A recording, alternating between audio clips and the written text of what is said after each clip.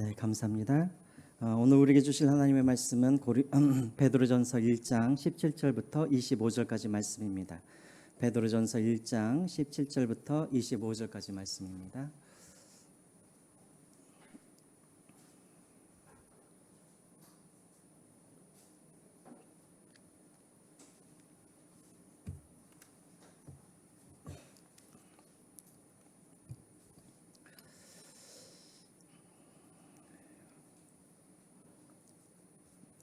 우리 한 절씩 교독하겠습니다. 그러므로 외모로 보시지 않고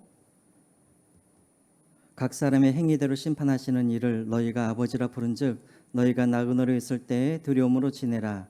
너희가 알거니와 너희 조상이 물려준 헛된 행실에서 대속함을 받은 것은 은이나 금같이 없어질 것으로 된 것이 아니요 오직 흠없고 점없는 어린 양 같은 그리스도의 보배로운 피로 된 것이니라.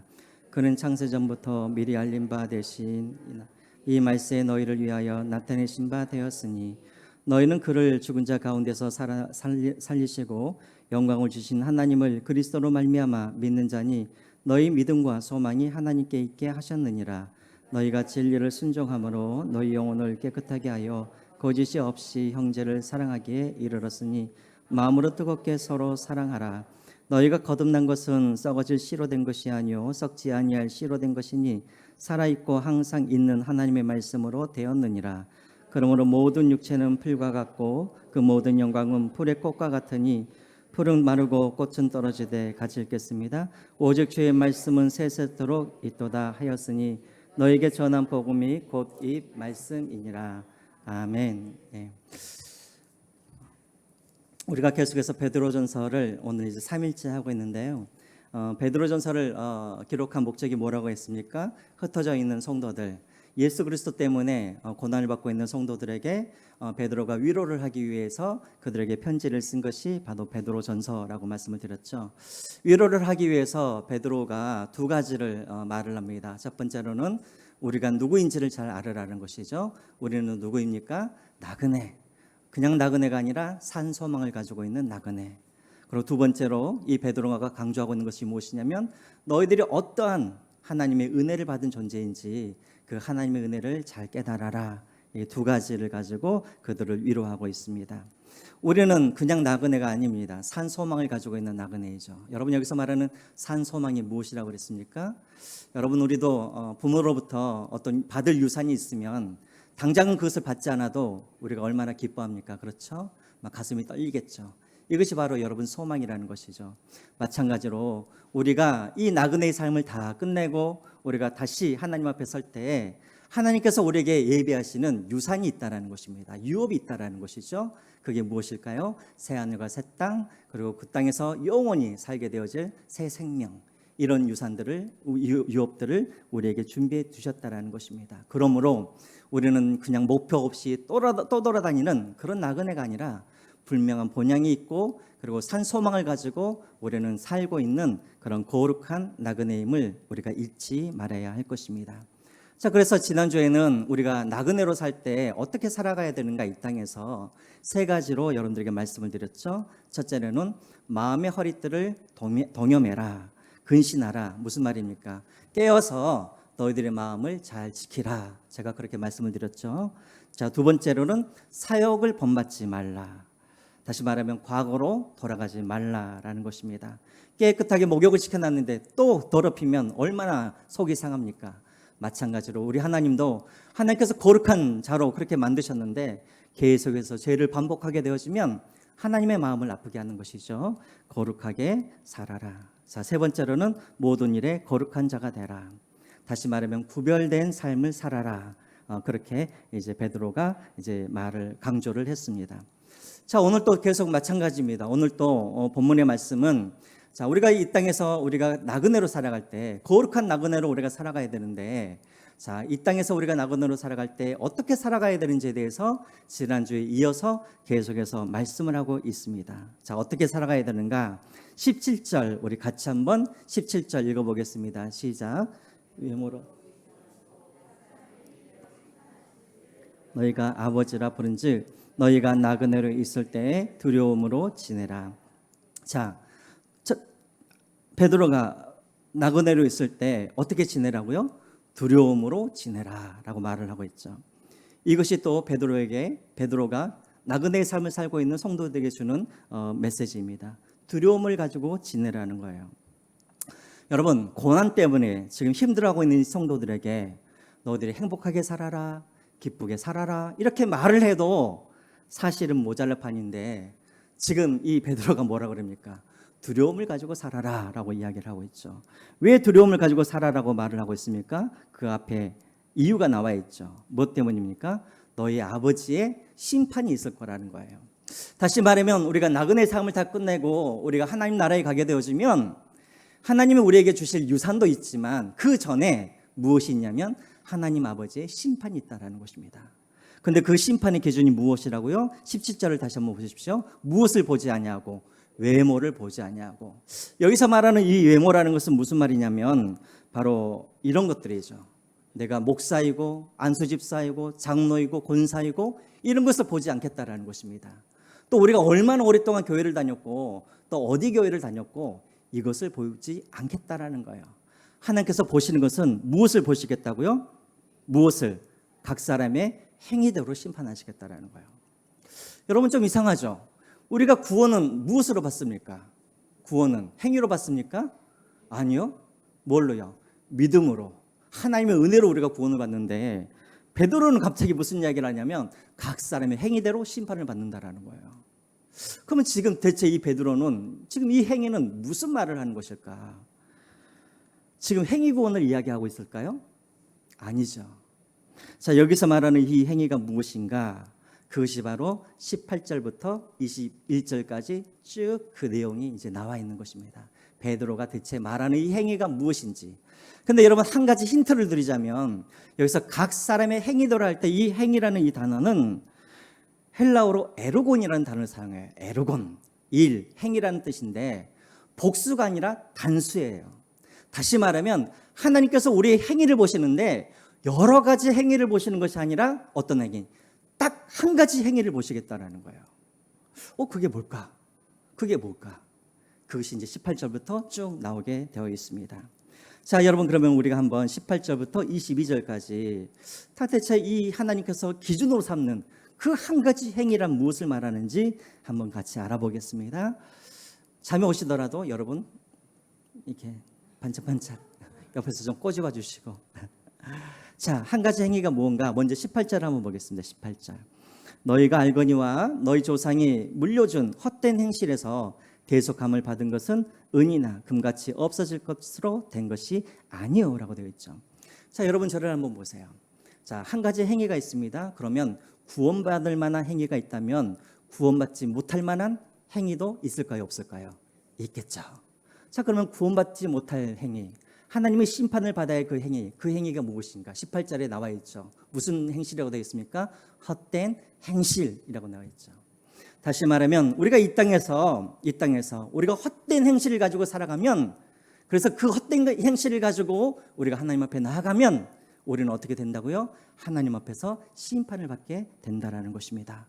그럼 여기서 말하는 헛된 행위란 무엇인가? 저기서 말하는 헛되다라는 것 앞에 한번 보시죠. 스크린을. 헛되다, 마타이오스라는 헬라어를 쓰고 있는데 이 말은 무슨 말이냐면 쓸데없다, 무가치하다, 바보 같은 짓을 하다, 이런 뜻을 가지고 있습니다. 바보 같은 행위를 하는 사람들. 그럼 대체 이게 어떤 행위일까?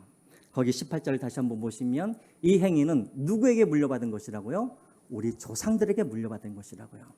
자, 그러면 지금 이 편지를 받고 있는 사람들은 이방인일 수도 있고 그 다음에 누구일 수도 있냐면 유대인일 수도 있어요. 자, 여러분 이방인들이 그들의 조상들로부터 계속해서 이어받은 그 행실은 어떤 행실일까요? 이방인들 우상숭배겠죠. 그렇죠? 우상숭배. 그러면 유대인들 같은 경우에는 그 조상들로부터 어떤 것들을 계속해서 이어받았을까요? 유대인들은. 네? 누가 말씀하셨는데 율법. 그렇죠? 율법만 잘 지키면 우리가 구원을 받을 수 있다. 그래서 그 구원을 위해서 열심히 율법을 지키는 행위, 이게 무슨 행위라고요? 헛된 행위. 우상이 우리에게 행복을 주실 것 같아서 우상을 열심히 그렇게 섬기는 행위, 헛된 행위. 그래서 여러분 여기서 헛되다라는 저 마티오스라는 저 단어는 어디에 많이 쓰이냐면 우상이나 그리고 거짓 선지자들의 헛된 교훈, 그리고 헛된 우상할 때 그 헛되다라는 말과 저 단어가 자주자주 쓰이는 말이에요. 자, 무슨 말인지 알겠죠? 자, 하나님 앞에서 심판받을 행위는 무엇이냐면 우상이 우리에게 행복을 가져다 주고 우상이 우리에게 구원을 가져다 줄 줄 알고 그 우상에게 절을 하고 또 이 율법을 잘 지키면 이 법을 잘 지키면 그 율법으로 말미암아 내가 구원을 받을 것 줄 알고 율법을 열심히 지키는 이런 헛된 행위를 가지고 너희들이 나그네로 살다가 하나님 앞에 가면 어떻게 된다고요? 반드시 심판을 받게 된다라는 거예요. 그래서 하나님이 그들을 그냥 내버려 둘 수 있을까요? 아니죠. 하나님께서 그냥 내버려 두시면 심판을 받기 때문에 뭘 하신다고요? 저기 한번 보시죠. 대속함을 하신다고요. 대속해 주신다고요. 여러분, 대속이라는 말이 무슨 말이죠? 대속? 대신 죄를 사해 주는 것? 대신 죽어주는 것? 그것은 한 단계 더 높아서 대신 값을 치르는 것. 그렇죠. 그래서 여러분 대속하다라는 말은 속량하다는 말과 똑같아요. 그 속량할 때 치르는 값을 우리가 속전이라고 그렇게 이야기를 하죠. 하나님이 헛된 행실을 가지고 살아가는 그 사람들을 그냥 내버려 둘 수 없어서 하나님이 그들을 위하여서 대신 값을 치르시는데 어떻게 값을 치르시냐면 음이나 금같이 없어질 것이 아니요. 왜 갑자기 음과 금이라는 이야기가 갑자기 나올까요? 왜 음과 금이? 옛날에는 노예를 사고 팔 때 항상 무엇을 가지고 사고 팔았을까요? 은이나 금으로 노예를 사고 팔았던 것처럼 너희들의 헛된 행실을 가지고 제 노예로 살아가고 있는 너희들은 금과 은으로 너희들을 살 수는 없고 자, 무엇으로 그들을 대신 값을 치를까요? 19절에 나와 있죠. 자, 19절 한번 읽어보겠습니다. 19절 시작. 오직 흠없고 점없는 어린 양 같은 그리스도의 보배로운 피로 된 것이니. 예. 여러분 좀 이상한 표현이 나오죠. 여러분 구약을 보시면 흠없는 어린 양 많이 들어보셨죠? 들어보셨어요? 안 들어보셨어요? 처음 들어보셨어요? 흠없는 어린 양 많이 들어보셨죠? 자, 그러면 점없는 어린 양은 들어보셨어요? 안 들어보셨어요? 예? 들어보셨어요? 점없는 어린 양 들어보셨어요? 예.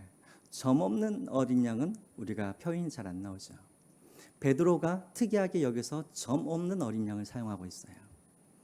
여러분, 흠은 언제 생기는 거죠? 우리가 태어나기 전에 흠이 생겨요? 태어나고 난 후에 흠이 생겨요? 흠은 태어난 후에 흠이 생기는 거죠. 점은 언제 가지고 태어나요? 태어날 때 점을 가지고 태어나죠. 그러니까 태어나기 전부터 이 점은 가지고 태어나는 거예요.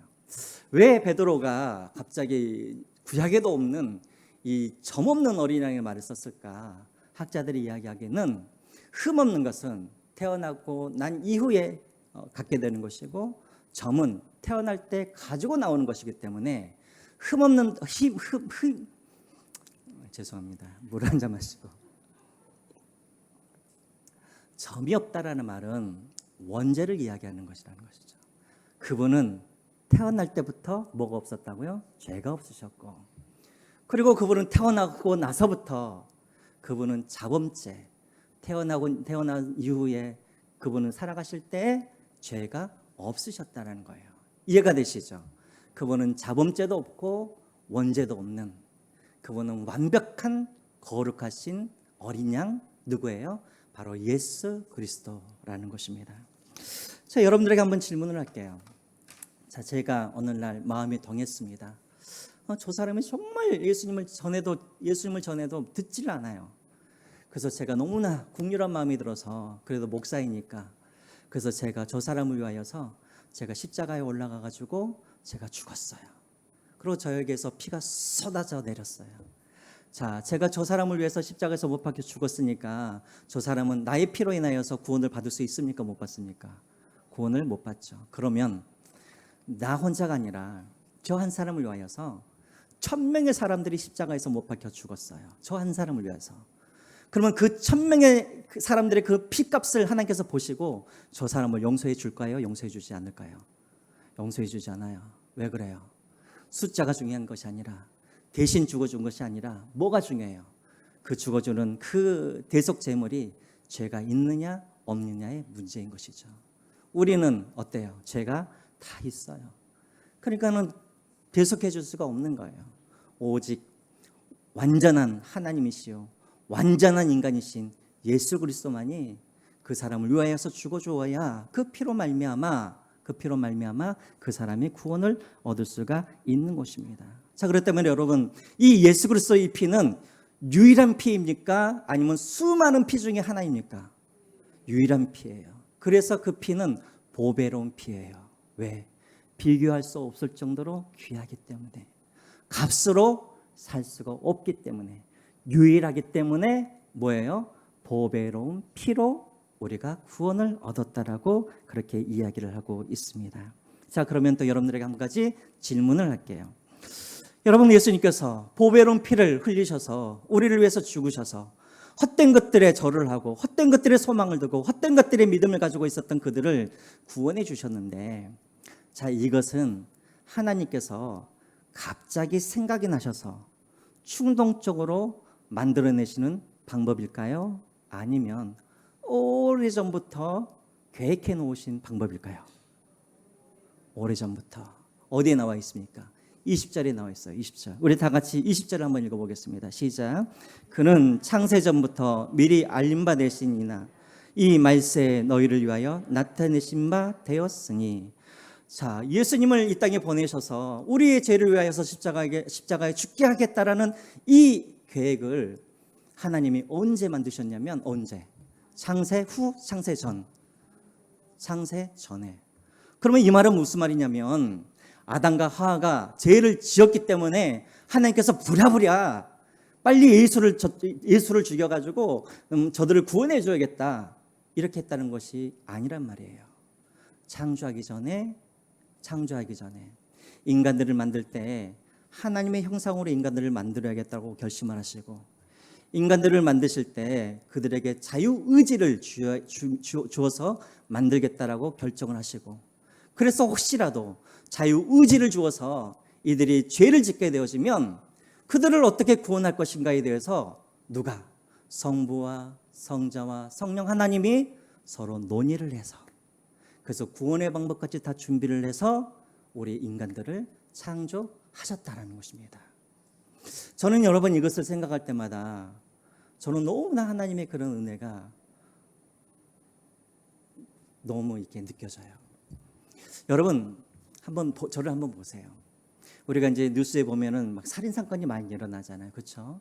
근데 여러분, 똑같은 살인 사건도 형량이 달라져요. 무엇에 따라 형량이 달라질까요? 같은 살인 사건임에도 불구하고, 그렇죠?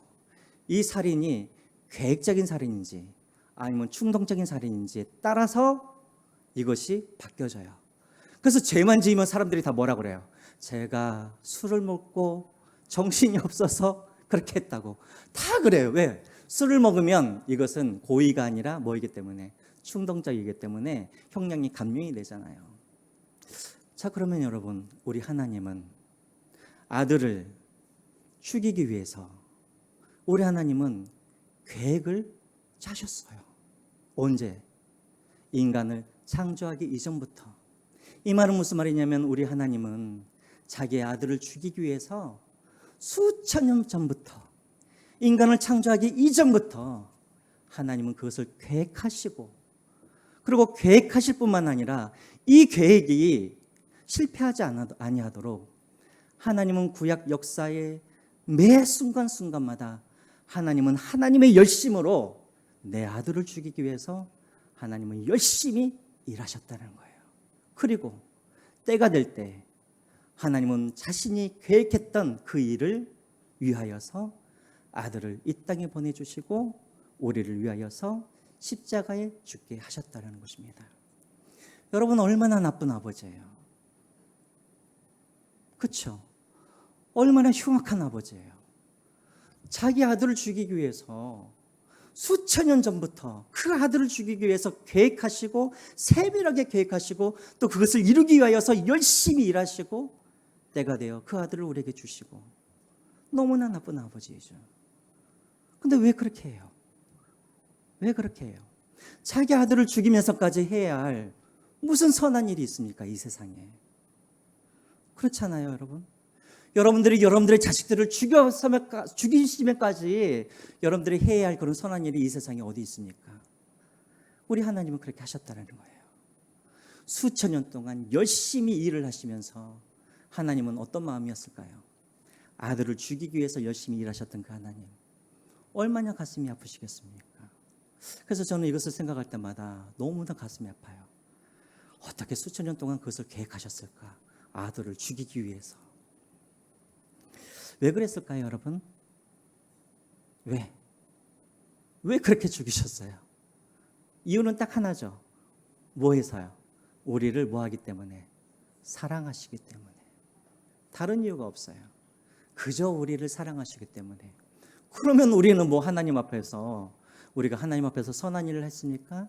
창조 전에 우리를 예정하시고 선택하셨다는 말은 무슨 말이냐면, 우리가 아직 태어나기 전이기 때문에 우리의 행위를 보셨다는 말이에요? 안 보셨다는 말이에요? 안 보셨단 말이에요.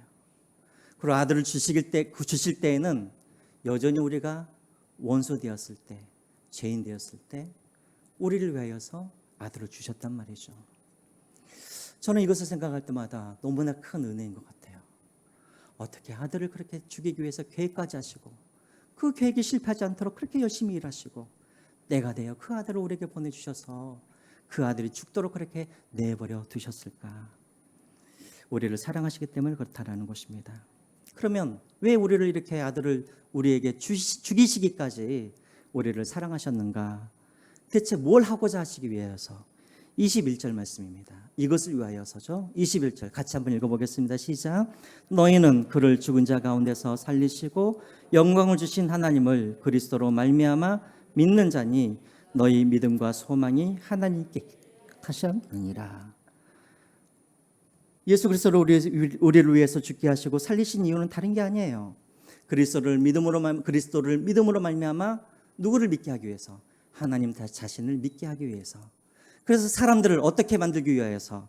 전에는 헛된 것에 소망과 믿음을 두고 살던 그들을 이제는 누구에게 소망과 믿음을 두고 살기 위해서? 하나님께 소망과 믿음을 두고 살도록 하기 위하여서 하나님이 우리에게 아들을 주셨다라는 것입니다. 자, 그러면 17절에 한 행위, 각자의 행위, 그 한 가지 행위가 무슨 행위인가? 바로 21절에 나와 있는 이 행위이죠. 어떤 행위입니까? 오직 하나님께 소망과 믿음을 가지고 살아가는 이 행위. 하나님께서 이제 우리가 하나님 앞에 섰을 때 하나님은 다른 걸 보지 않으세요. 딱 한 가지만 보세요. 무엇을 보시냐면 우리가 이 땅에서 나그네로 살아갈 때 우리가 우리의 소망과 우리의 믿음을 하나님께 두었는가? 아니면 여전히 헛된 것에 소망과 믿음을 두고 살았는가? 이것을 보시고 하나님이 판단하시겠다라는 거예요. 이해가 되시죠? 하나님을 믿는다는 것은 다른 게 아니에요. 하나님을 믿는다라는 것은 하나님께 소망을 두고 하나님께 믿음을 두고 사는 것이 하나님을 믿는다라는 거예요. 이것을 위해서 하나님이 우리를 위해서 아들을 주셨다라는 것입니다. 그러면 저는 참 이해가 안 돼요. 그냥 헛된 것을 소망하고 믿음으로 헛된 것을 믿고 살아가든지 말든지, 그래서 그들이 심판을 받든지 말든지 그냥 내버려 두시면 되실 텐데 왜 하나님께서 우리를 사랑하신다는 그 이유로 왜 하나님께서 아들을 우리에게 주셨을까요? 다른 데 이유가 없어요. 아까도 말씀드렸던 것처럼 하나님의 세상을 이처럼 사랑하사 독생자를 주셨으니, 이유는 딴 거 없어요. 그냥 사랑하시기 때문이에요. 이 사랑은 조건이 있는 사랑이에요? 조건이 없는 사랑이에요? 조건이 없죠. 왜? 창세 전에 우리를 위하여서 계획하셨기 때문에 조건이 없는 사랑이에요. 그래서 요한일서 3장 1절에 사도 요한은 이 사랑을 어떻게 표현을 합니까? 제가 전에도 말씀을 드렸지만 우리 같이 한번 읽어볼까요? 시작. 보라, 아버지께서 어떠한 사랑을 우리에게 베푸사 하나님의 자녀라 일컬음을 받게 하셨는가? 우리가 그러하도다. 여기서 어떠한 사랑할 때 어떠한은 놀라운이라는 뜻입니다. 놀라운. 우리가 기대할 수 없었던 놀라운 사랑. 그 사랑을 누가 받았다고요? 우리가 받았다고요. 우리가 수천 년 전에 계획하시고 성취하시고. 자, 그러면 여러분, 우리는 그 사랑을 우리도 받았으면, 그러면 우리도 이 나그네로 살아가면서 그 사랑을 받았기 때문에 우리도 어떻게 살아가는 것이 마땅합니까? 다른 사람들을 어떻게 사랑하는 것이 마땅한 것이죠. 믿으십니까? 그 이야기가 22절에 나와 있는 것입니다. 22절 볼까요? 22절. 자, 같이 읽겠습니다. 시작. 너희가 진리를 순종함으로 너희 영혼을 깨끗하게 하여 거짓 없이 형제를 사랑하기에 이르렀거니 마음으로 뜨겁게 서로 사랑하라. 너희들이 나그네로 살아갈 때 그냥 살아가지 말고 어떻게 살아가라고요? 나그네로 살아갈 때 너희 형제들을 사랑하면서 나그네로 살아가라 라고 말합니다. 근데 여기서 중요한 말이 하나가 나와요. 사랑하되 어떻게 사랑하라고요? 거짓이 없이. 여기서 말하는 거짓이 없다라는 이 단어가 뭐냐면 앞에 나와 있죠. 아니포크리토스라는 단어인데 이 말은 무슨 말이냐면 가면을 벗다, 연기를 중단하다 이런 뜻을 가지고 있습니다. 가면을 벗다, 연기를 중단하다. 다시 말하면 사랑을 하되 어떻게 사랑하지 말라고요? 연극하듯이 사랑하지 말라고요. 너무나 중요한 말씀이에요, 여러분.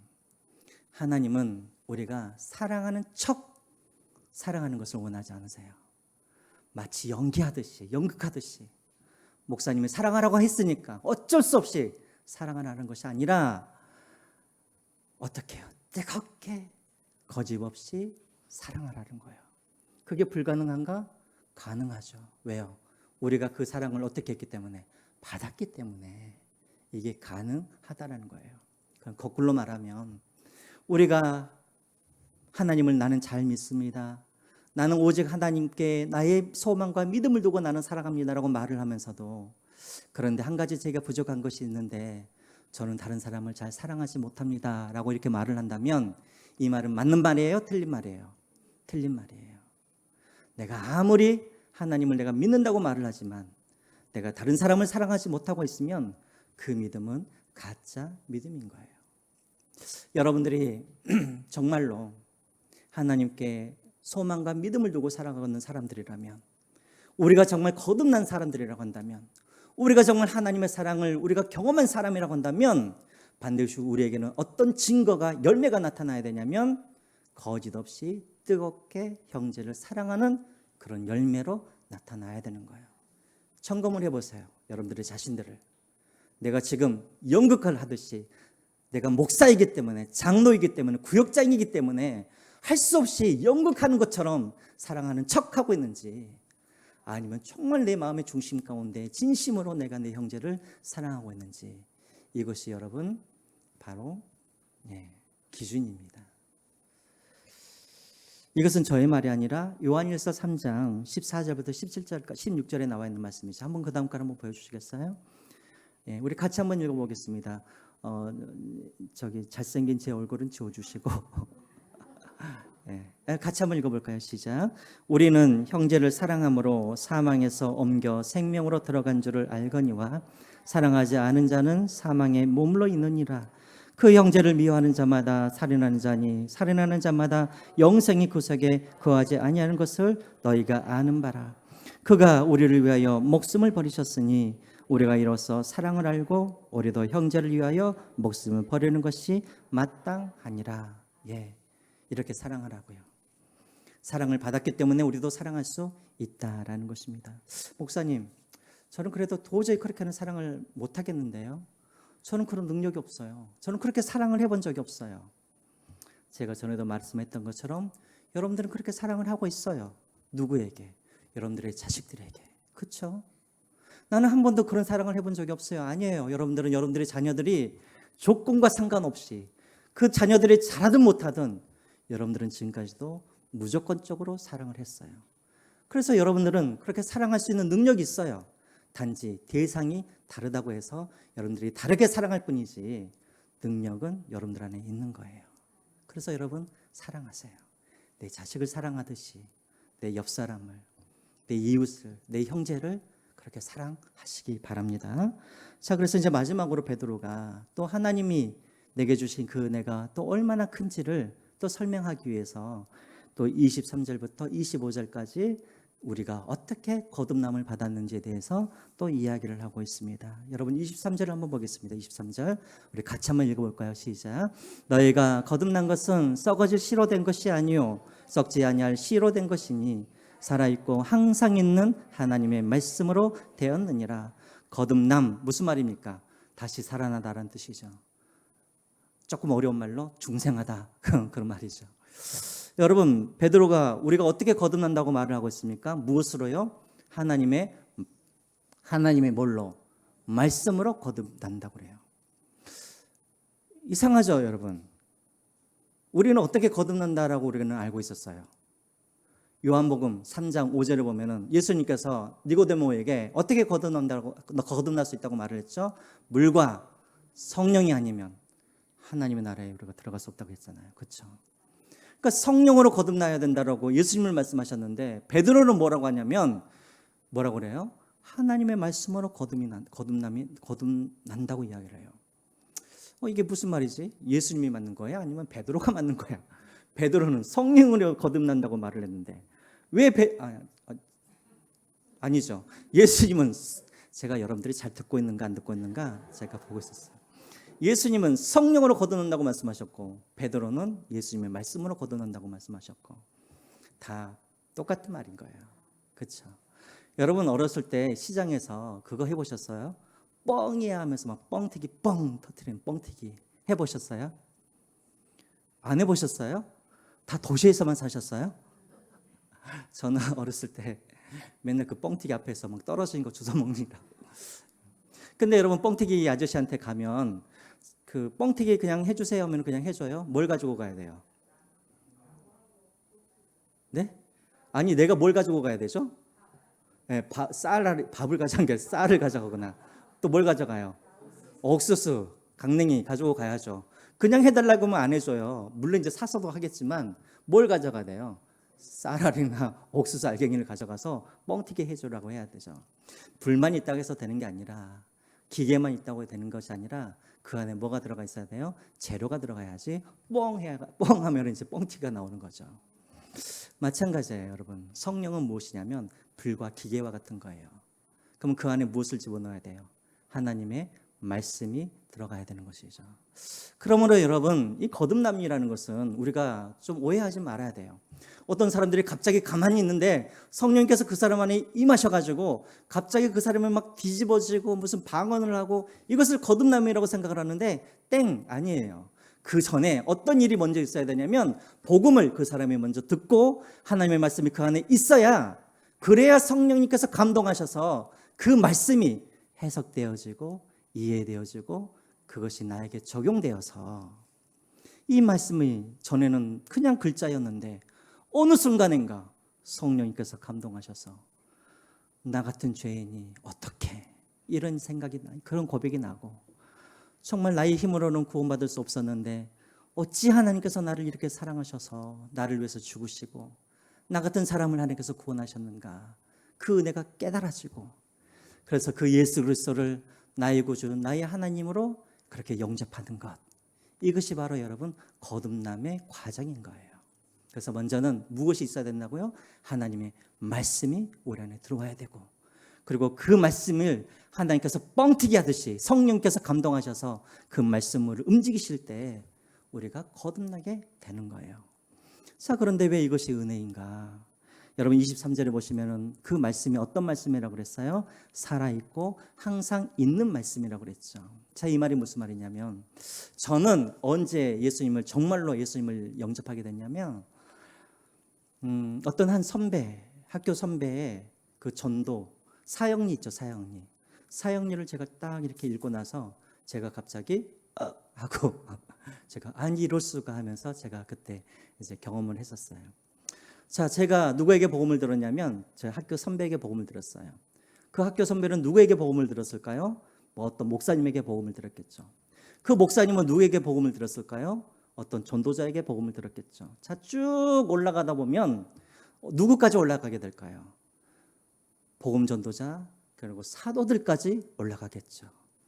사도들이 예수 그리스도를 보고 그 사도들이 구약을 해석해서 전해 들은 것들을 또 사도들이 복음 전도자를 통하여서 복음 전도자들은 또 2000년 동안 선교사들을 통하여서 목사를 통하여서 그 복음이 누구에게까지 전해진 거예요? 우리에게까지 전해진 거예요. 자, 그런데 여러분, 이 복음을 전해줬던 사람들 다 지금 살아있어요? 죽었어요? 그들은 다 죽었어요. 근데 그들이 전한 이 복음, 이 하나님의 말씀은 지금도 어떻게 되어 있어요? 살아있어요. 그래서 그 복음이 우리까지 전해지고 그 전해진 복음이 하나님께서 뻥튀기 하셔가지고 우리가 거듭나게 되었어요. 자, 이 말이 무슨 말이냐면 24절과 25절 말씀이 바로 이 말씀이에요. 24절과 25절 말씀 같이 읽어볼까요? 시작. 그러므로 모든 육체는 풀과 같고 그 모든 영광은 풀의 꽃과 같으니 풀은 마르고 꽃은 떨어지되 오직 주의 말씀은 세세토록 있도다 하였으니 너에게 전한 복음이 곧 이 말씀이니라. 무슨 말인지 이해가 되시죠? 그 복음을 전한 사람들은 다 죽었지만 풀과 같이, 그러나 그들이 전한 복음은 지금까지 살아서 우리까지 전해지고, 그리고 이 복음이 우리 안에 들어와서 그래서 성령님께서 감동하셔서 우리가 거듭나게 되었다라는 거예요. 그 여러분들에게 한번 질문을 해볼게요. 여러분들은 어느 날 갑자기 내가 복음이 듣고 싶어서 여러분들이 스스로 교회에 가셔가지고 복음을 들으셨습니까? 아니죠. 어떤 친구가 나를 사탕으로 꼬셔가지고 교회 가신 분들도 계셨을 것이고, 또 어떤 분들은 내가 듣고 싶지도 않는데 옆에서 계속해서 복음을 전해준 사람들도 있었을 것이고, 내가 듣고 싶어서 듣는 것이 아니라 누군가가 나에게 그 복음을 전해줘서 내가 듣게 된 거예요.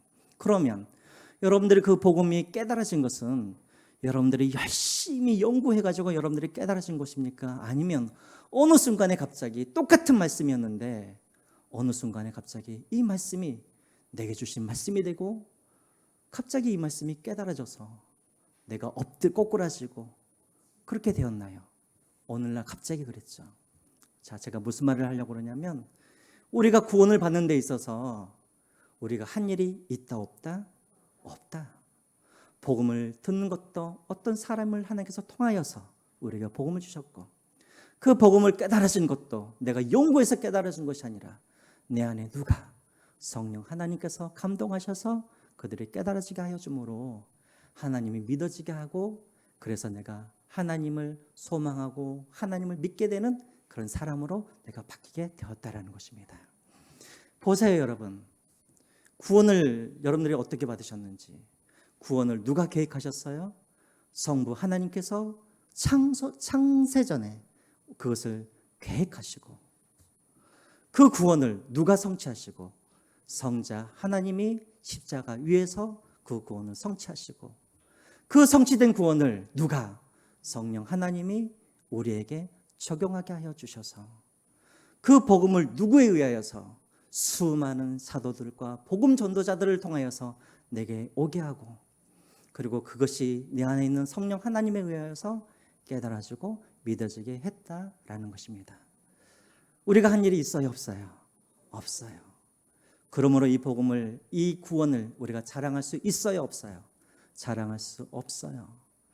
그러나 그렇기 때문에 이 은혜가 너무나 우리에게 크기 때문에 비록 내가 이 땅에 나그네로 살아가면서 예수 그리스도를 믿는다라는 그 이유 때문에 내가 고난을 당하고 핍박을 당하고 환난을 당하지만, 그러나 그 은혜를 생각하면 내가 예수 그리스도를 배신할 수 없고, 또 그 사랑을 내가 생각하면 나는 기쁨으로 이 길을 걸어갈 수가 있기 때문에 우리는 이 믿음의 길을 걸어갈 수가 있다라는 것입니다. 베드로가 지금 그 이야기를 하고 있는 거예요. 기억하십시오.